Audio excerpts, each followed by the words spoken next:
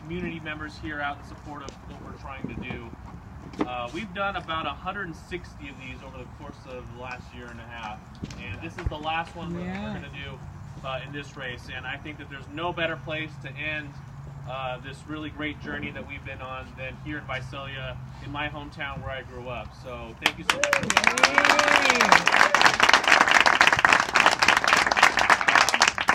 I am just so reminded of my childhood and my youth, because I have two of my former teachers here this evening. I just want to give a shout out to them.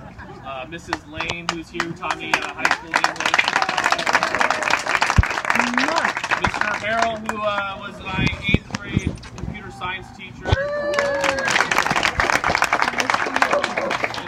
It's really great to be back home. And I'm also reminded, just driving here up and down Mooney today, I think I might go out and cruise it afterwards tonight for old time's sake. And tomorrow we're going to be out at Cowhide to celebrate a great tradition that we have here in the Central Valley. 2 big schools just going at it.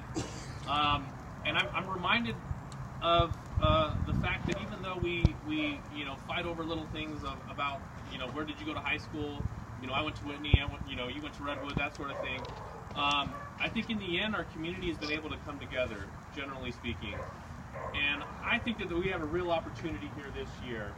The national pundits, the people in Washington, the media, they tell us that Republicans and Democrats and independents, we can't come together. And we're seeing all the craziness going on out there with these people sending bombs to elected members of office, our former presidents, people that are influential in politics. And it's really working to divide our nation. And I think really we do have an opportunity here to show everybody that they're wrong. And I've been in this race since April of 2017. I've crisscrossed this district. I've done 160 events like this. I've done 5 town halls and a number of public forum for candidates who are running for office. And the consistent theme that I've seen throughout the course of this is they want somebody to represent them in Washington who's going to be able to put partisan politics aside, to get something done, to work for the community instead of against each other. And I think the American people and the people of this district are just really hungry for that. And I think that's why we've seen a narrowing of the polls as this has gone on. When I got in this race, people were telling me that I was crazy. I have a job at the DA's office. I'm married. I have a good marriage. I have health insurance. Why put that on the line and risk losing that to get into an election against probably one of the most powerful members of the United States Congress, Devin Nunes?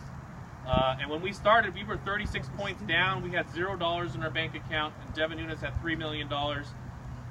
He was on his way to re-election for a 9th term. But we worked hard. We rallied the community. That's right. I see so many friends out here that have been with me for so many months. And I am just so appreciative of the support that you've given this campaign. I wanted to recognize Big Al. Where's Big Al? Are you hiding somewhere? He's over here. He's been with me since the very beginning, helping me out with social media. This is just an example of one of the many friends that I've made along the way. I wouldn't have done you all if this great thing happened. And I really think that it's brought us together. And I know so many people that have been working for the campaign that have actually come together. New friendships and relationships have been formed because of this. I recognize how important it is that we continue to be able to do what we do so well here in Tulare County. We are one of the best places to grow food in the nation. And to me, I really believe it's a vital national security issue that we continue to do that, because nobody else does it better.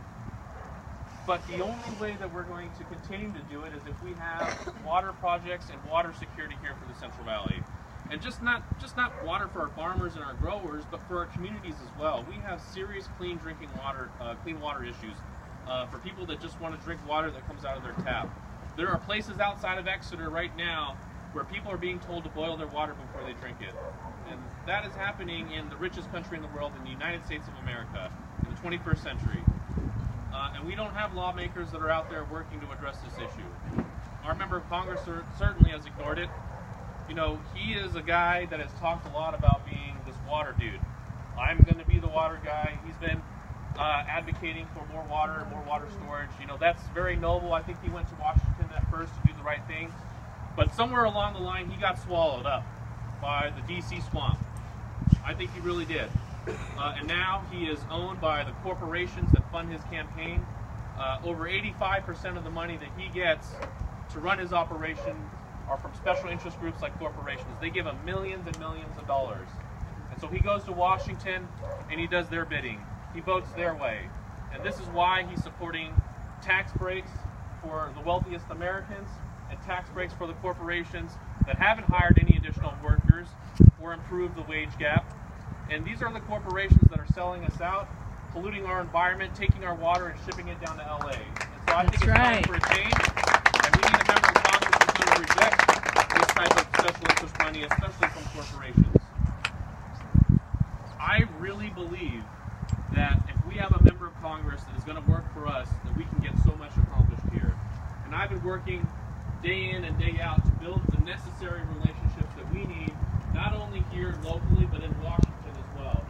We're not going to get these water projects if our member of Congress is calling our two United States senators names.